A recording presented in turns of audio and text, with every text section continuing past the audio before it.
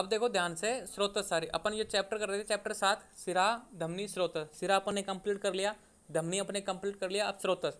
तो अब ये जो ये क्लास है ना, इंट्रोडक्शन करेंगे स्रोतस का। अब ये स्रोतस है क्या बवाल, बहुत ज़्यादा इंपॉर्टेंट है। मैं आपको फिर बता दूँ, मतलब एनाटोमी का सबसे ज़्यादा इंपॉर्टेंट पॉइंट यही है। उसके बाद मर्म भी आएंगे, गर्भ शरीर अपन ने पढ़ लिया और पहला चैप्टर अपन ने पढ़ लिया। 4-5 तो टॉपिक है जो इंपॉर्टेंट है, उनमें स्रोतस इंपॉर्टेंट है। ठीक है, फिजियोलॉजी में भी ये टॉपिक आता है, एनाटोमी में टॉपिक है, सेकंड ईयर में आप पढ़ोगे, थर्ड ईयर में आप पढ़ोगे, और जब लाइफ टाइम चिकित्सा करोगे ना तब भी आप पढ़ोगे। स्रोतस शारीर, स्रोतस शब्द की व्युत्पत्ति। तो आचार्य चरक और आचार्य सुश्रुत, दो आचार्य चलेंगे मुक्त यहाँ पे। परिभाषा में तो बहुत सारे हैं, ठीक है। देखो आचार्य सुश्रुत की परिभाषा चरक के अनुसार, सुश्रुत के अनुसार। तो यहाँ पे दोनों स्रोतस, आचार्य चरक ने क्या बताएं, आचार्य सुश्रुत ने क्या बताएं, ये भी आपको याद करना है इस चैप्टर में, क्योंकि क्वेश्चन इसी में, इस चैप्टर में ऐसे आता है कि सुश्रुत के अनुसार स्रोतस की परिभाषा, चरक के अनुसार स्रोतस की परिभाषा, चरक ने कितने स्रोतस माने, सुश्रुत ने कितने माने, ठीक है, वो आपको, और श्लोक सहित विद श्लोक आपको याद करना चाहिए। इसकी एक सारणी बना लेना, टेबल बना लेना श्लोक के, इनके मूल क्या हैं, इनकी दुष्टि के लक्षण क्या हैं, कैसे दूषित होते हैं, बहुत ज़्यादा, मतलब बहुत ज़्यादा इंपॉर्टेंट है ये। अब देखो चरक मत अनुसार, स्रोतांशी खलु परिणाम मध्याह्नम धातूनाम भी बहिनाम भवन्ते यथार्थने चरक विमान। तो विमान स्थान का जो 5वां चैप्टर है ना, ये पूरा इसी में स्रोतस शरीर में, कि अर्थात स्रोतस परिणाम प्राप्त धातुओं को वहन करने वाला, परिणाम यानी रिजल्ट। जैसे भोजन खाया अपन ने, पच गया, पचने के बाद जो रस तैयार हुआ, मतलब रिजल्ट मिल गया रस, उसका वहन करने वाले। अपने श्वास अंदर लिया, अब श्वास अंदर ले लिया, परिणाम आ गया, मतलब गैस अंदर चली गई, ऑक्सीजन, तो उसका वहन करने वाले।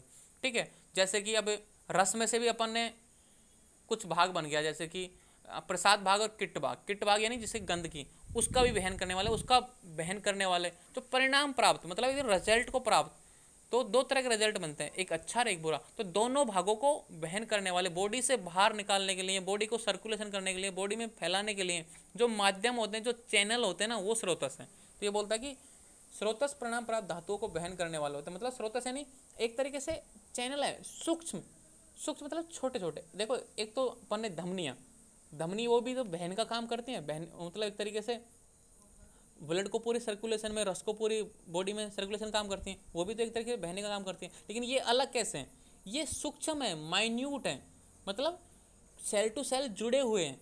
वो तो एक तरीके से नली के माध्यम से पूरी सर्कुलेट होती है, ये क्या डायरेक्ट होते हैं, डायरेक्ट मतलब माइन्यूट, कोशिका से कोशिका, cell to cell, tissue to tissue. ठीक है, तो स्रोतस परिणाम प्राप्त धातुओं का वहन करने वाले होते हैं स्रोतस। ये आचार्य चरक की। अब देखो श्रवणात् स्रोतंस, ये इसकी व्युत्पत्ति है, अर्थात जिसमें श्रवण क्रिया होती है। श्रवण क्रिया मतलब बहने की क्रिया, मतलब एक तरीके से अपन बोलते हैं ना स्रोतस दूषित हो गए, मतलब स्रोतस दूषित का मतलब क्या हो गया कि अवरुद्ध हो गए, उनकी जो चैनल थे, जो मतलब बोलते हैं ना कि अपन बोलते हैं ना एक तरीके से पंप बोलते हैं, सोडियम पोटेशियम पंप, एक तरीके से इलेक्ट्रिकल अपन बोलते हैं ना एक्शन विभव पोटेशियम, एक तरीके से वो क्या होते हैं, चैनल ही तो होते हैं। चैनल के माध्यम से प्रोटीन का चैनल, आयन का चैनल, उसके माध्यम से वो अंदर जाते रहते हैं, वो एक तरीके से स्रोतंश में। देखो यहाँ पे अलग तरह की, अब फिजियोलॉजी बहुत इंपॉर्टेंट है इस स्रोतंश की, कि श्रवणात् स्रोतांशी, जिसमें श्रवण क्रिया मतलब बहने की क्रिया हो। अब किसकी बहने की, परिणाम प्राप्त धातुओं की। यहाँ पे पहले बता दिया कि परिणाम प्राप्त, जो रिजल्ट को प्राप्त है, उन सब की जो बहने की क्रिया है। जैसे कि अपन को मांस पे स्रोतस है, ठीक है।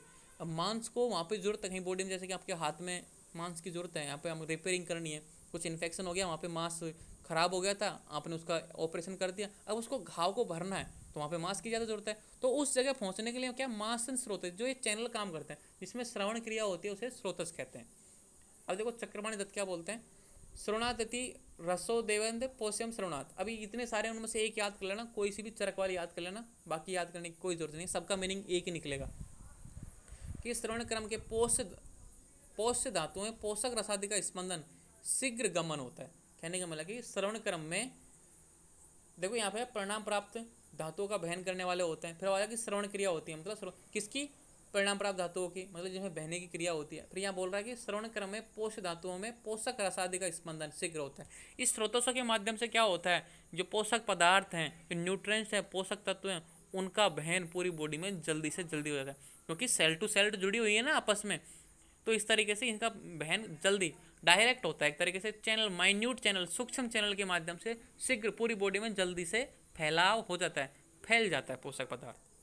अब गन्ना सेन क्या बोल रहे हैं, नहीं कविराज गंगाधर क्या बोल रहे हैं,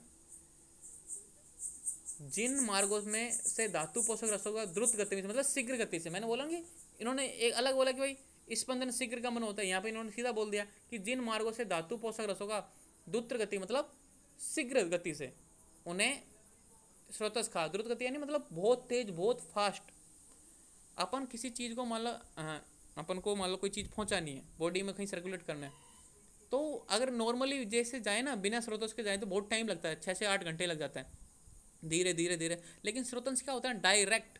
जैसे कि किसी चीज़ का, जैसे आप स्रोतस कितने हैं, 13 तरह के, तो जिस चीज़ की जरूरत होती है ना, जिस चीज़ का जो रिजल्ट प्राप्त होता है, उसको उसी स्रोतस के माध्यम से डायरेक्ट उस जगह पे पहुंचाया जाता है। तो ये बोलता है कि जिन मार्गों से धातु पोषक रसों का द्रुत गति से गमन होता है उसे स्रोतांश कहा जाता है।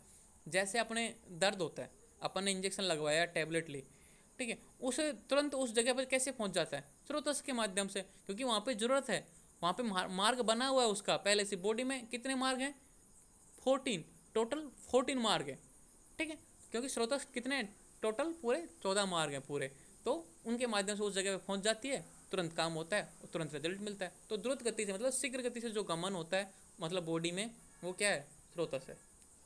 गन्नाथ सेन क्या बोलते हैं, श्रवण स्पंदन, जिनमें श्रवण व स्पंदन क्रम हो उसे स्रोतस कहा जाता है। जिनमें श्रवण व स्पंदन, अब देखो स्पंदन क्रम इन्होंने ओनली गन्नाथ सेन ने बोला है, स्पंदन क्रम और किसी आचार्य ने नहीं बताया। अब आचार्य ने बोला, बस ऐसे ऐसे याद कर लेना कि भाई स्पंदन किसने बोला, ये पीजी का क्वेश्चन बन जाता है, स्पंदन किसने बोला, ओनली गन्नाथ सेन ने। अब डल्लन क्या बोलते हैं, अर्थात प्राण, अन्न, जल, रस, रक्त आदि पदार्थ का जिन मार्ग में श्रावण होता है उन मार्गों को स्रोत कहा जाता है। कि भाई प्राण यानी वायु, अपनी जो सांस लेते हैं अंदर, वो मतलब प्राण यानी वायु होता है। तो प्राण यानी प्राण वायु, वायु के 5 भेद होते हैं, एक में पहला होता है, मतलब बाद दो उसके 5 भेद होते हैं, उन्हें प्राण वायु। तो प्राण, अन्न यानी भोजन, जल, रस, रक्त आदि पदार्थों का जिन मार्गों से श्रवण होता है, मतलब बहने की क्रिया होती है, जिन मार्गों से वो गति करते हैं अंदर बॉडी में, उन मार्गों को क्या बोलते हैं, स्रोतस। तो ये क्या होगी, तरह से चैनल है, टनल्स हैं, लेकिन कितनी माइन्यूट टनल्स हैं, ठीक है। धमनी भी टनल्स ही हैं, वो भी नली हैं, लेकिन वो क्या है, बृहद स्पेक्ट्रम जो दिखती है आंखों से वो है, लेकिन ये दिखते नहीं है आंखों से, ये बस माइन्यूट है, सूक्ष्म है, इसलिए बोला इनको स्रोतस, ठीक है। रोग के कब पैदा होते हैं, इन जब स्रोतों में अवरोध पैदा हो जाता है तब रोग पैदा हो जाते हैं। जिस चीज़ को जहाँ पहुँचना चाहिए वो वहाँ पे नहीं पहुँचेगी। जैसे कि रक्त व स्रोतस अवरोध हो गया, जैसे कि रक्त व स्रोतस में मान लो बीच में ट्यूमर बन गई, अब वहाँ का मार्ग अवरोध बेकार हो गया, अब वहाँ पे रक्त पहुँचना चाहिए तो वहाँ पहुँचेगा नहीं, तो आपको रोग पैदा होंगे, आपको मतलब दौरे पड़ेंगे, जैसे खून जहाँ पे नहीं पहुँचेगा वहाँ पे प्रॉब्लम होगी। तो ये क्या कि माइन्यूट चैनल्स हैं, समझ में आ रहा है मैं क्या बोल रहा हूँ, यस या नो। तो ये माइन्यूट चैनल्स हैं। अब देखो स्रोतस की परिभाषा, ये सब व्युत्पत्ति थी इतनी सारी, इनमें से एक याद कर लेना, आचार्य चरक वाली ऊपर वाली, दूसरी भी याद कर लेना, दोनों चरक की हैं, इंपॉर्टेंट है, और आपको ये दोनों श्लोक याद होने चाहिए। हाँ शर्मिष्ठा बोलो। सर अभी आपने जो समझाया सर, ये जो रक्त वाली स्रोतस है उसमें धमनी और सीरा दोनों मिलके ही तो उसका स्रोत बनाया है, सर गलत है क्या ये? नहीं नहीं गलत नहीं है, ये सही है, आपने जो बोला वो सही है। यहाँ पे श्रवण स्पंदन, क्योंकि स्रोतस में देखो मूल बोलते हैं अपन, जैसे अपन स्रोतस बोलते हैं ना कि भाई रस व रक्त व के मूल क्या है, तो उसमें धमनी और हर्ट आएंगे। तो हर्ट और धमनी मतलब एक तरीके से रक्त व स्रोतस के मूल है, मतलब हर्ट और धमनी एक स्रोतस का पार्ट हो गया, ठीक है। लेकिन और जैसे अन्य चीज़ें, ये तो अपने सामने, अब हर्ट को भी पूरा स्रोतस मान लिया एक तरीके से, धमनी को भी एक तरीके से पूरा स्रोत, इसलिए यहाँ पे इसने स्पंदन बोला है, क्योंकि एक चीज़ में स्पंदन दिखा इसको, किसमें, धमनी में, तो इसलिए इसको स्पंदन बोल दिया। सिंपल सी बात बोलता हूँ। तो ये यहाँ तो हार्ट और धमनी का तो आपको समझ में आ गया, बाकी अन्य स्रोतों की बात कर रहा हूँ, तो उसमें मेजोरिटी बता रहा हूँ, मेजोरिटी में स्पंदन नहीं पाया जाता, समझ रही हो, मेजोरिटी में माइन्यूट सिस्टम हो। Right sir. सर सीरा भी तो इंक्लूड होना चाहिए ना सर, अगर हम वेस्टर्न मेडिसिन के साथ अगर फिजियोलॉजी कंपेयर करें तो उसमें तो सर डीऑक्सीजनेटेड और ऑक्सीजनेटेड ब्लड दोनों इधर उधर होके फिर complete blood circulation system complete होता है, तो सीरा भी तो आना चाहिए उसमें सर। हाँ सीरा इंक्लूड है, मैं आपको बताऊंगा, बिल्कुल देखो मैं बताऊँ आपको, सीरा इंक्लूड है, जैसे कि यहाँ पे मैं बताऊँ, आगे लिखा क्या है मैंने, ओके सर। देखो जितना भी लिखा हुआ ना इसमें, ब्लड वेसल्स में क्या आती हैं, दोनों आती हैं, सिरा और वेन दोनों तरह की आती हैं। तो देखो यहाँ पे जितना भी अन्न व स्रोतस है, प्राण व स्रोतस है, उदक व, आगे रसवे भी है, देखो हार्ट, रस व धमनी है, वेसल्स, आर्टरी, वेना केवा आदत सब है इसमें इंक्लूड। रस व धमनी में क्या आ गया, वेसल्स आ गई, ओके सर। वेसल्स में अरोटा भी आती है, वेना केवा भी आती है, और जितनी भी छोटी मोटी होती है ना वो सारी इंक्लूड हो गई। तो समझो इस चीज़ को कि इसमें दोनों चीज़ें अपन क्लियर करेंगे, तभी मैं बोलता हूँ ये टॉपिक बहुत इंपॉर्टेंट है और इंटरेस्टिंग है, इसको समझना है अपन को। Yes sir. तो इसमें यस सर, जैसे अब थैंक यू मैंने सर। बोला ना यहाँ पे स्पंदन, इसलिए तो मैंने बताया कि ये स्पंदन इसने अकेले ने बोला है, क्योंकि सिरा में नहीं पाया जाता स्पंदन। अब आप बोलोगे पूरे स्रोतस में स्पंदन पाया जाता है, तो ये गलत हो गया ना टॉपिक। इसलिए किसी भी चीज़ को पकड़ के नहीं बैठना है, ये सिलेबस के अनुसार आगे आगे बढ़ते जाएंगे तो धीरे धीरे समझ में आएगा कि ओनली इसने बोला गन्ना से ना भाई स्पंदन होता है, मान ली बात, क्योंकि धमनी में स्पंदन होता है, सिरा में नहीं होता, अपन को पता है ये चीज़, लेकिन सिरा भी स्रोतस में इंक्लूड है। अब देखो स्रोतस की परिभाषा, सर्वे ही भावे पुरुषे नानंतरे स्रोतस्य भी विनिर्वंतते क्षयम व अपति गच्छति। चरक विमान वही है 5वां चैप्टर, अर्थात पुरुष में सभी भाव बिना स्रोतों के उत्पन्न नहीं होते हैं, नहीं क्षीण होते हैं, क्योंकि स्रोत परिणाम प्राप्त धातुओं के अन्यत्र ले जाने के लिए वहन करने वाले होते हैं। कहने का मीनिंग ये है कि ये आपको श्लोक की जो संस्कृत है ना वो याद करनी है, रट लेनी है, बहुत ज़्यादा इंपॉर्टेंट है, और हिंदी तो याद करनी है, मैं समझा रहा हूँ। पुरुष में सभी भाव बिना, अब भाव यानी कोई भी चीज़ फॉर्मेशन होगा, कोई भी चीज़ किसी भी तरह का बॉडी में, तो बिना स्रोतस के उत्पन्न नहीं होता। अब स्रोतस ही नहीं होंगे वहाँ पे मार्ग सामग्री नहीं पहुँचेगी, कोई सी चीज़ की कंटेंट को बनाने के लिए सामग्री, जैसे मकान बनाना है, रोड़ी पत्थर बजरी कुछ नहीं हो, मकान बन जाएगा क्या? बातों से मकान थोड़ी बनता, सामान चाहिए। तो कुछ भी चीज़ बनना है बॉडी में, कुछ भी भाव उत्पन्न करना है, तो स्रोतों के माध्यम से, चैनल के माध्यम से, वहाँ पे जैसे कि अपने पास सामान है लेकिन मकान तक, मतलब मकान जहाँ बनाना है वहाँ पर रास्ता नहीं है उस सामान को ले जाने के लिए, मकान बन जाएगा क्या? बस पड़े रहा सामान, क्या ही मतलब है, कोई काम का ही नहीं है। लेकिन रास्ता हो तो वहाँ पहुँचे सामान और मकान बने। इसी तरीके से कोई भी भाव उत्पन्न हो तो बिना स्रोत हो सके, बिना चैनल्स, बिना टनल्स के नहीं हो सकता। नहीं क्षीण होते हैं, क्योंकि अब मान लो क्षीण भी नहीं हो सकते, कोई चीज़ बिना स्रोतों के क्षीण भी नहीं हो सकती, ये बात ध्यान रखना, क्योंकि वहाँ से कुछ चीज़ हटेगी तो उसको कहीं ना कहीं तो जाना पड़ेगा। कोई भी चीज़ वहाँ से हट रही है, नष्ट हो रही है, तो मतलब चाहे वो विकृत फॉर्म में ही है, मतलब डीजनरेट फॉर्म में है, कोई काम की नहीं है वहाँ से, लेकिन हटेगी। तो जैसे कि अपने जो मूत्र व स्रोतस हैं, एक तरीके से मूत्र को बाहर निकालते हैं, एक तरीके से उसको बाहर निकालने के लिए मार्ग चाहिए, तो उसके लिए बिना स्रोतस के वो भी नहीं हो सकता, तो क्योंकि स्रोत परिणाम प्राप्त धातुओं को अन्यत्र ले जाने। अब परिणाम प्राप्त चाहे वो अच्छा हो, देखो कोई भी चीज़ हो, दो तरह की होती है, एक तो पॉजिटिव एक नेगेटिव, मतलब एक तरीके से प्रसाद भाग और किट भाग। प्रसाद भाग बॉडी का काम आता है, किट भाग बॉडी से बाहर निकालते हैं, ठीक है। तो प्रसाद भाग को मतलब जहाँ पे उसकी जरूरत है वहाँ ले जाने के लिए स्रोतस चाहिए, मतलब चैनल चाहिए, टनल चाहिए, ठीक है। और जितना भी किट भाग जिसको बॉडी से बाहर निकालना है, उसको बाहर निकालने के लिए भी चैनल चाहिए, टनल चाहिए, वो भी। तो कहने का मतलब कि पुरुष में सभी भाव बिना स्रोतस के उत्पन्न नहीं होते, नहीं क्षीण होते, क्योंकि स्रोतस परिणाम प्राप्त धातुओं को अन्यत्र ले जाने के लिए वहन करने वाले होते हैं, ये आचार्य चरक ने बताई है।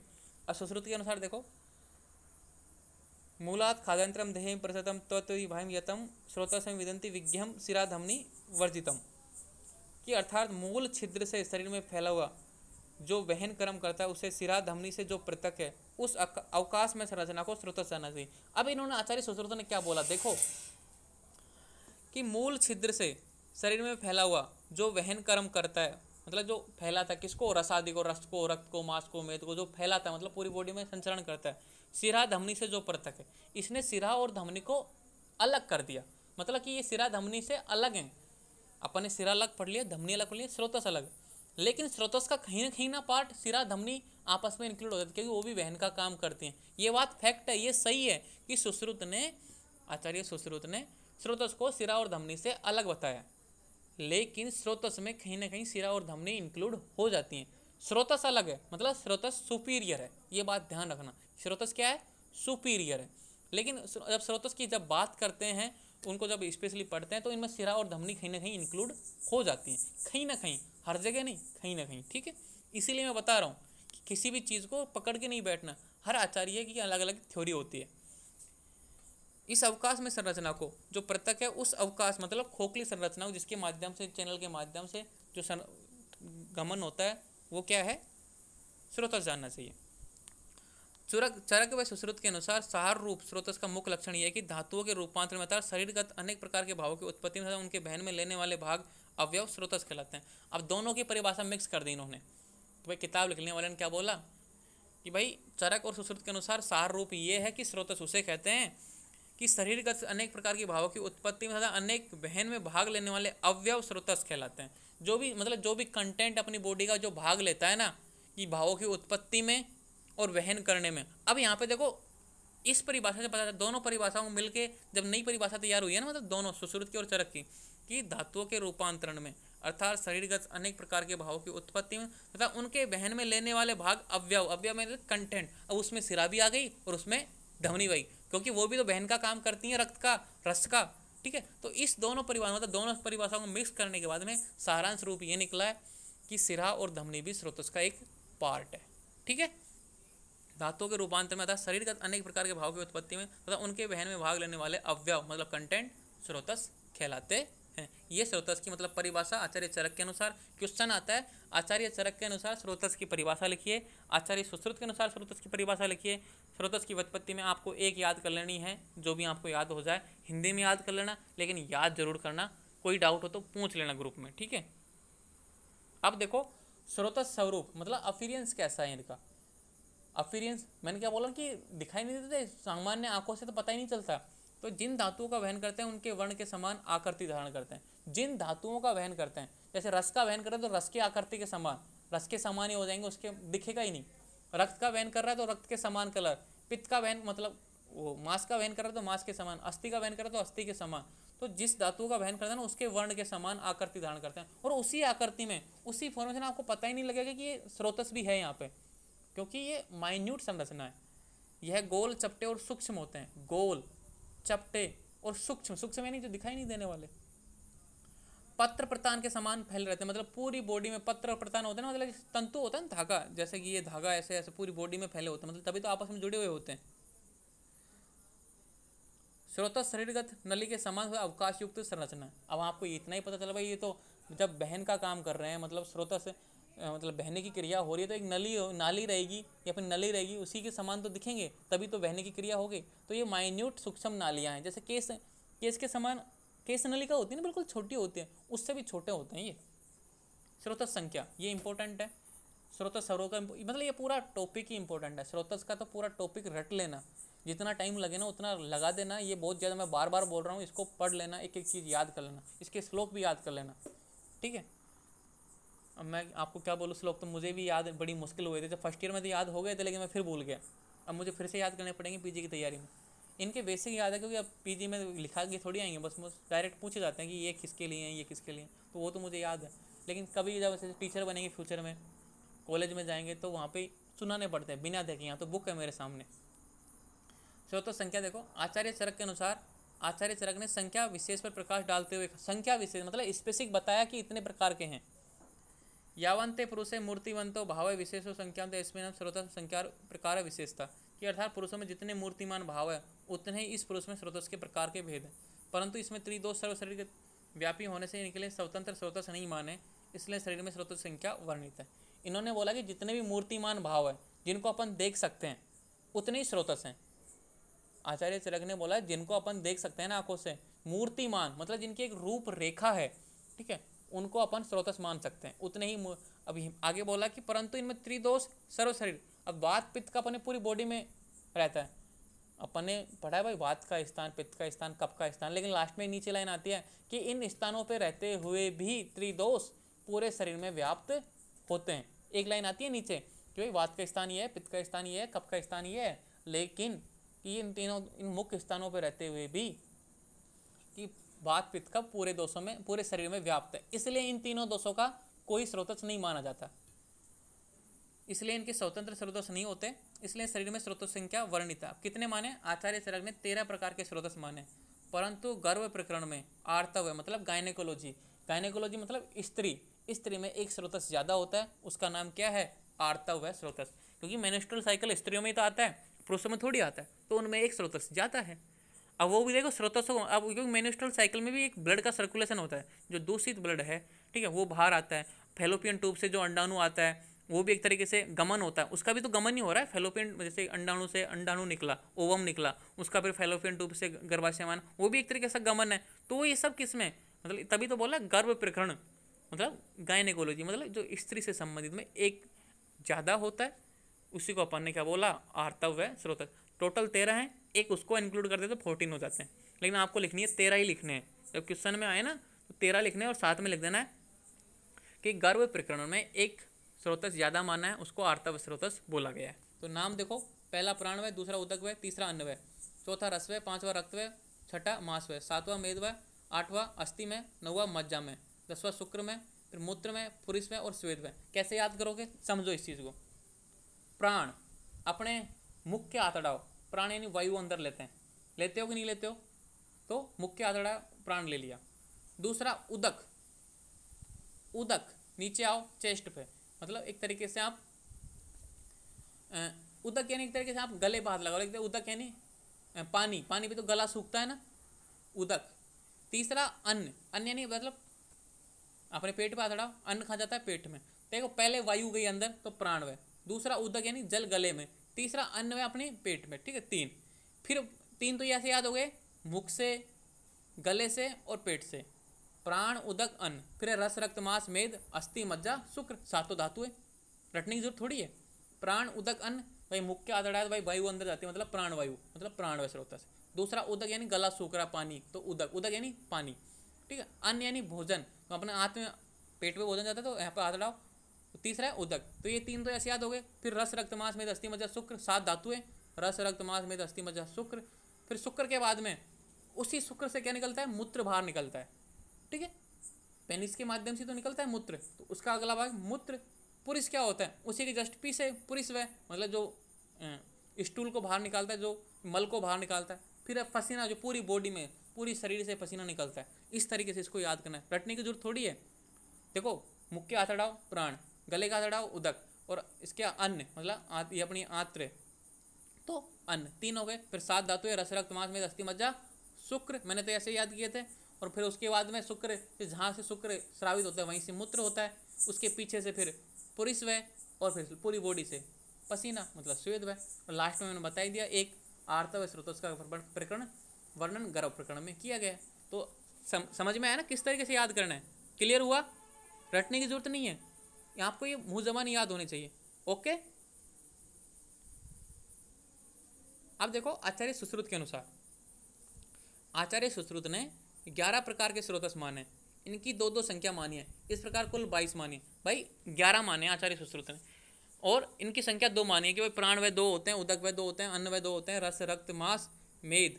इन्होंने अस्थि का नहीं माना, मज्जा का नहीं माना, सीधा शुक्र का माना, और अस्थि मज्जा हटा दिया, शुक्रवय मूत्रवय पुरुषवय आर्तवय।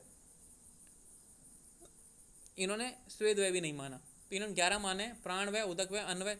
शुरुआत के 3 तो ऐसे कैसे हैं, फिर रसवय भी ऐसे कैसे है, रक्त भी ऐसे कैसे है, मांस भी ऐसे कैसे है, मेद भी ऐसे कैसे है। अस्थि नहीं माना, मज्जा नहीं माना, शुक्र माना है, तो शुक्र आ गया। फिर मूत्रवय माना है, पुरुषवय माना है, और आर्तवय माना, लेकिन स्वेदवय नहीं माना, मतलब जो पसीना वाला होता है ना, जो इससे पसीना निकलता है, वो नहीं माना। तो इन्होंने 11 माने, लेकिन 11 कितने माने हैं, इनकी डबल संख्या मानी है, 2-2 संख्या मानी है, तो टोटल कितने हो गए 22। तो आचार्य सुश्रुत ने कितने माने टोटल 22। नाम कैसे याद रखोगे, वही प्राण उदक अन्न रस रक्त मांस मेद, मेद के बाद में अस्थि और मज्जा नहीं माना, शुक्र माना है, मूत्र माना है, पुरुष माना, आर्तव माना, मतलब स्वेद को हटा दिया। 3 चीज हटा दी इन्होंने, अस्थि मज्जा और शुक्र, ठीक है, नहीं अस्थि मज्जा और ये स्वेद 3 हटा दिए, सॉरी वो शुक्र बोल दिया मैंने गलती से। तो ये आपको ध्यान रखना है। अब ये मत भिन्नता का कारण क्यों है भाई, आचार्य सुश्रुत ने ये क्यों माने, आचार्य चरक ने ये क्यों माने, क्या मत भिन्नता होगी भाई, क्या लड़ाई होगी, क्या दोनों अलग अलग थे, क्या गलत बोल रहे हैं आपस में, कोई से गलत बोल रहा है कि आचार्य चरक ने सुश्रुत की अपेक्षा अस्थि मज्जा मेद स्वेद की स्रोतस की गणना अधिक किया। भाई अस्थि माना है, मज्जा माना और स्वेद माना है। सुश्रुत के टीकाकार डल्लन ने लिखा कि अस्थि व स्रोतस का मूल मेद है, अस्थि व स्रोतस का मूल क्या है मेद, और मज्जा व स्रोतस का मूल क्या है अस्थि, जो संपूर्ण शरीरगत है, जिसके इसके शरीरगत विविध लक्षण निश्चय पूर्वक खटन कठिन है। इस कारण स्वेद व स्रोतस का मूल मेद है, जो सर्व शरीरगत है। सुश्रुत सल प्रदान ग्रंथ होने के कारण केवल विविध लक्षणों पर विचार किया। इन्होंने बोला देखो कैसे कि भाई अस्थि क्यों नहीं माना और मज्जा क्यों नहीं माना, कि अस्थि के अंदर रहती है मज्जा, आपको पता है ना, अस्थि के अंदर बोन मैरो रहती है, बोन के अंदर बोन मैरो, तो क्या है कि पूरी बोन, पूरी बॉडी में बोन पाई जाती हैं, एक स्पेसिफिक जगह नहीं पाई जाती भाई, यहाँ एक स्पेसिफिक अंग है यहाँ पे बोन पाई जाती है, पूरी बॉडी में पाई जाती है, हाथों में भी बोन है, पैरों में पैर में बोन पाई जाती हैं, अपने चेस्ट में भी बोन है, पीठ में भी बोन है, मुख में भी बोन है, अपने सिर में भी बोन है, तो मतलब पूरी जगह बोन है। तो एक जगह फिक्स करना डिसाइड नहीं हुआ आचार्य सुश्रुत से, तो इन्होंने इसको माना ही नहीं कि भाई जैसे वात पित्त कफ को नहीं माना ना, क्योंकि पूरी बॉडी में वात पित्त कफ है, तो एक विशेष स्थान नहीं बता सकते भाई यहाँ पे इसका मार्ग में जाएगा यहाँ पे, इसलिए इन्होंने अस्थि को और मज्जा को नहीं माना। क्योंकि अस्थि मानते तो मज्जा को मानना पड़ता, क्योंकि मज्जा अस्थि का साथ ही तो रहती है, बोन मैरो अस्थि बोन में तो रहती है, तो इसलिए इन्होंने दो को नहीं माना। अब इन्होंने श्वेत वय को क्यों नहीं माना? अब श्वेत वय मतलब अपने जो रोम कूप है, जो छोटे छोटे बाल हैं जहाँ से पसीना निकलता है, अपनी बॉडी के हर अंग से पसीना निकलता है, जहाँ जहाँ स्किन है वहाँ वहाँ रोम कूप है, तो वहाँ से पसीना निकलता है, तो ये सर्व शरीरगत है, मतलब जो पूरी बॉडी पे है उसका भी इन्होंने नहीं माना। इसलिए अस्थि मज्जा और स्वेद का नहीं माना, किसने? आचार्य सुश्रुत ने। अब अपन को एक एक चीज़ का पढ़ेंगे, प्राण वय, अन्न वय, उदक वय। इनके बारे में देखो, प्राण वय स्रोत के मूल क्या है, मतलब ओरिजिन क्या है, इनके लक्षण क्या दूषित हो जाएंगे, कैसे दूषित होते हैं वो, और मैं आपको इनका मॉडर्न कोरिलेशन वो भी सब बताऊंगा एकदम डिटेल में, ठीक है। तो ये कल स्टार्ट करेंगे, प्राण वय स्रोत से, फिर अन्न वय से, फिर उदक वय से, फिर रस रक्त मांस में अस्थि मज्जा शुक्र, शुक्र के बाद में क्या होता है मूत्र, मूत्र के बाद में पुरुष, पुरुष के बाद में क्या होता है स्वेद, स्वेद के बाद में आर्तव। तो इस तरीके से अपन पूरे 14 के 14 कंप्लीट करेंगे कल की क्लास में। कल की क्लास बहुत ज़्यादा इंपॉर्टेंट है, मैं फिर से बोल रहा हूँ, सब अटेंड करना, ओके। फिर उसके बाद में हर्ट करेंगे, क्योंकि हर्ट भी इस चैप्टर का टॉपिक है छोटा सा। उसके बाद में ये चैप्टर पूरा, फिर क्वेश्चन करने के बाद में अगले चैप्टर बढ़ेंगे, ठीक है। मिलते हैं कल, थैंक यू।